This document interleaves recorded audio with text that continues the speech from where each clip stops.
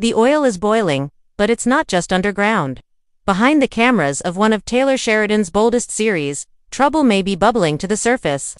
Could Landman, the high-stakes drama set in the gritty world of West Texas oil, be the next project to fall under the weight of legal pressure and production delays? With fans waiting for Season 2, something bigger might be unfolding. And it all starts with understanding what Landman really is.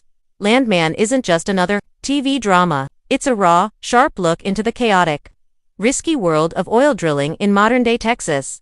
Created by Taylor Sheridan, the same man behind Yellowstone, 1883, and mayor of Kingstown, Landman dives deep into the business of oil where billion-dollar deals, harsh environments, and personal ambition all crash together. But unlike Yellowstone, which centers around ranches and land rights, Landman focuses on the people pulling the strings behind America's energy wealth.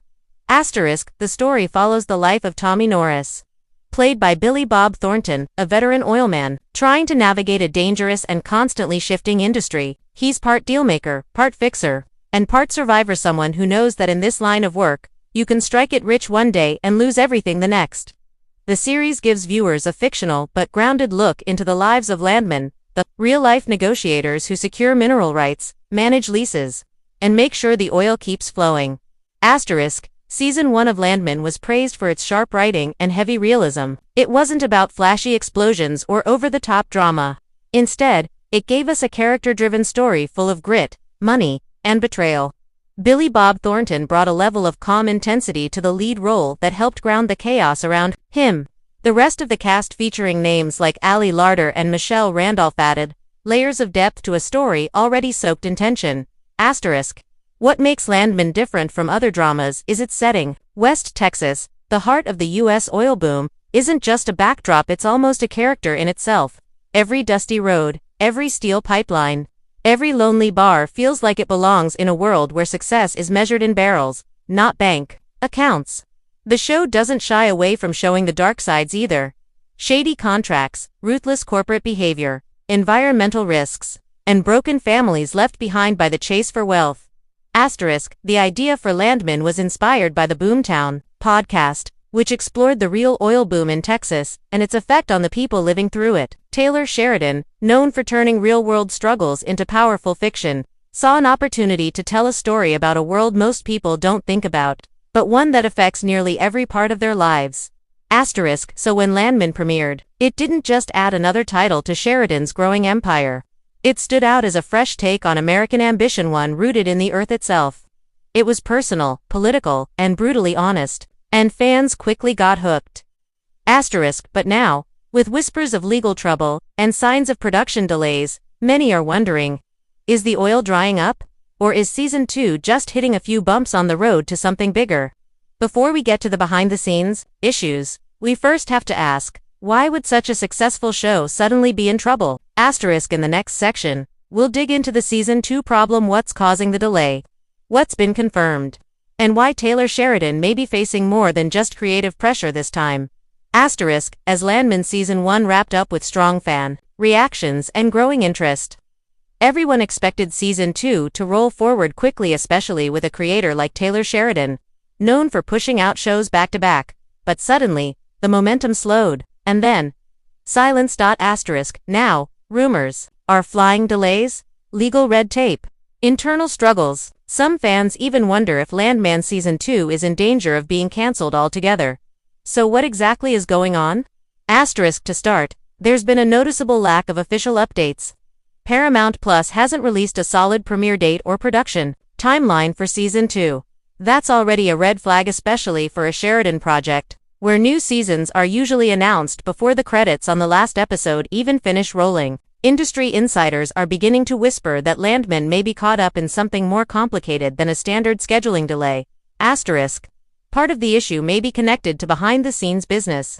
Sheridan's deal with Paramount has made headlines before, especially for how much creative freedom and money he's been given. But with rising production costs and a shift in the streaming industry, sources say Paramount is tightening budgets and rethinking content priorities. That could mean less money or less control for Sheridan's shows. And Landman, while promising, doesn't yet have the same guaranteed audience as Yellowstone. It might be seen as a risk. Then there's the legal noise. Reports suggest that there may be disputes around the source material and rights to the Landman concept. Since it was inspired by a real podcast boomtown, questions have surfaced about ownership, adaptation rights, and how credit is being shared. Nothing has been confirmed officially, but insiders claim that Sheridan's production company is facing creative disagreements with other parties involved in the show's development. When legal teams start getting involved, delays are almost always inevitable. Adding to the problem. Several of the cast members have moved on to other projects during the quiet period. That could mean reworking schedules, negotiating new contracts, or even replacing actors if timelines stretch too far. When shows hit these kinds of speed bumps, it's not just about the writing, it's about logistics, money, and contracts. And every one of those pieces needs to click into place before the cameras start rolling again. Some people close to the production suggest that Season 2 is still happening, but it may come later than expected and, possibly with changes to the storyline or cast. Others aren't so sure. Without solid statements from Paramount or Taylor Sheridan himself, the silence is feeding more and more speculation online. Let's also not forget that Sheridan is juggling multiple shows at once. He's overseeing the end of Yellowstone, developing spin-offs like 1944, and working on Mayor of Kingstown and Tulsa King. He's known for writing every episode of his shows personally. That's a massive workload and it may finally be catching up to him. All of this puts Landman Season 2 in a tough spot. Even though fans are ready, the machine behind the show seems stuck in a complicated stall. Whether it's legal issues, creative changes, or studio strategy, one thing is clear: the road ahead isn't smooth. So the big question now is, how serious is this slowdown? Is Landman just waiting for the dust to settle, or is something bigger going wrong behind closed doors? In the next section, we'll go even deeper into the legal drama building around Taylor Sheridan, and how it could affect Landman and more of his empire. Taylor Sheridan isn't just a showrunner, he's a storyteller, a director, and a businessman. Over the last few years, he's built one of the most successful TV franchises in modern entertainment. From Yellowstone to 1883, Mayor of Kingstown, and Tulsa King. But behind all the success, cracks are starting to show. And in the case of Landman, those cracks might be turning into legal threats. Let's go back to the roots. Landman is based, at least in part, on a podcast called Boomtown, created by Texas Monthly. That podcast explored the real-world oil boom in West Texas and the chaos that came with it: big money, small-town change, and moral gray zones. When Taylor Sheridan decided to adapt it into a drama, it sounded like a perfect fit for his gritty, grounded style. But here's where it gets complicated. Sources suggest that there are questions about how closely Landman follows the podcast and whether all adaptation rights were handled correctly. In Hollywood, the line between inspired by and based on can lead to serious legal issues if the proper agreements aren't in place. While no public lawsuit has been filed as of now, there are rumors that discussions have gotten heated, behind closed doors, with lawyers involved, trying to work out credit, compensation, or possibly both. If this sounds familiar, it's because Sheridan has faced legal tension before. His production company, Bosque Ranch, has had reported disputes with both creative partners and studios over the years, often related to control, deadlines, and budget.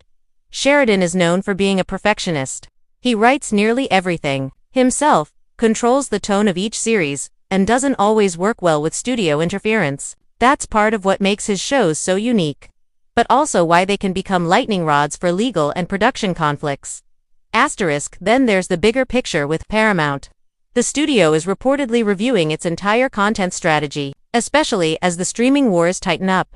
Executives are now more cautious about greenlighting expensive productions, and with Landman being a high-risk series not yet backed by a proven fanbase, Paramount may be pushing back harder on creative and legal terms than it did in the past.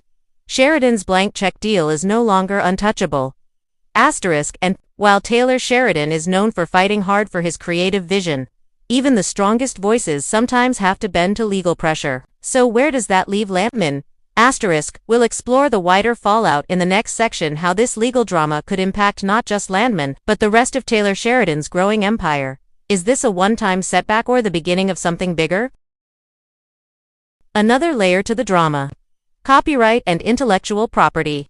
Legal experts say that if even small parts of Landman can be tied too closely to Boomtown or other sources without proper credit, it could open the door for claims of unauthorized use or breach of agreement. These types of claims are messy and slow and can easily delay a show's production by months or even years. While lawyers argue over ownership and financial stakes, there's also the question of how much of Land was shaped by Sheridan himself. Was the original idea his own, or was it a shared vision that others now want proper credit for? In creative industries, this kind of dispute isn't uncommon, but when millions of dollars and studio reputations are involved, the stakes rise fast. The bottom line. Legal trouble doesn't always start with a dramatic court filing. It often begins with long emails, tense meetings, and drawn-out negotiations. And that's exactly what may be happening now with Landman. It's not just about writing the next season, it's about who owns the story, who gets paid, and who has final control. And while Taylor Sheridan is known for fighting hard for his creative vision, even the strongest voices sometimes have to bend to legal pressure. So where does that leave Landman? We'll explore the wider fallout in the next section, how this legal drama could impact not just Landman, but the rest of Taylor Sheridan's growing empire. Is this a one-time setback or the beginning of something bigger? If Taylor Sheridan was just juggling Landman, this might be easier to fix. But that's the problem. Landman is just one piece of a much bigger puzzle. Over the last 5 years, Sheridan has built a storytelling empire, and now the weight of that empire may be starting to show. Let's take a step back. Sheridan isn't just running 1 or 2 shows, he's leading a content factory. As of now, he has at least 7 major series tied to his name under the Paramount Plus umbrella. That includes Yellowstone, its spin-offs like 1883, 1923, and the upcoming 1944, along with Mayor of Kingstown, Tulsa King, and of course, Landman. It's a massive creative load for one person and, unlike other showrunners, Sheridan insists on writing nearly every single episode himself. That gives his shows a sharp, consistent voice. But it also means production slows down if he gets overwhelmed. And based on insider reports, that's exactly what's starting to happen. At the center of this pressure cooker is Yellowstone. What was once Paramount's crown jewel has turned into a behind-the-scenes soap opera of its own.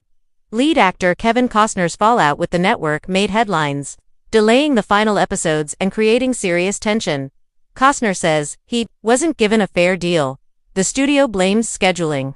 Sheridan, reportedly caught in the middle.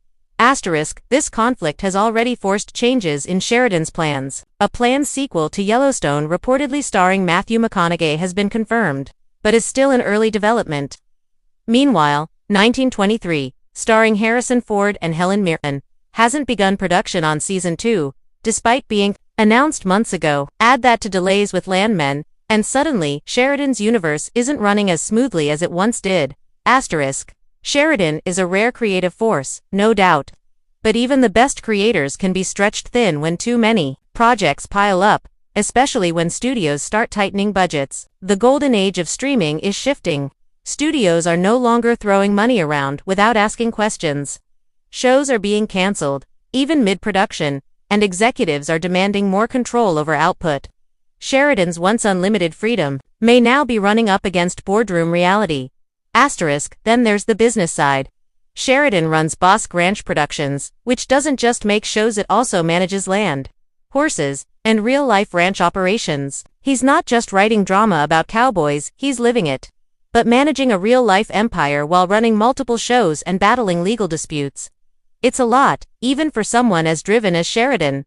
So what does this mean for Landman? It means the show may be caught in the storm of something bigger. Maybe it's not the main target of a lawsuit or a budget cut, but it might be the first to get paused, rescheduled, or even sacrificed. It's new. It hasn't proven it's staying power like Yellowstone or Mayor of Kingstown. In a world of shrinking budgets and rising pressure, newer shows are often the first to face cuts. Still, there's a reason fans haven't given up hope. Sheridan has pulled off creative miracles before, writing full seasons in weeks, rescuing delayed projects, and launching global hits from unexpected places. If anyone can power through legal trouble, studio politics, and creative burnout, it's probably him. But it's clear now that the path forward won't be easy. Sheridan's empire is under stress from legal battles to scheduling nightmares. Landman may survive this storm, or it may become a symbol of what happens when even the strongest creators hit their limit. So the question remains, is Landman just delayed, or is it the canary in the coal mine for Sheridan's entire TV kingdom?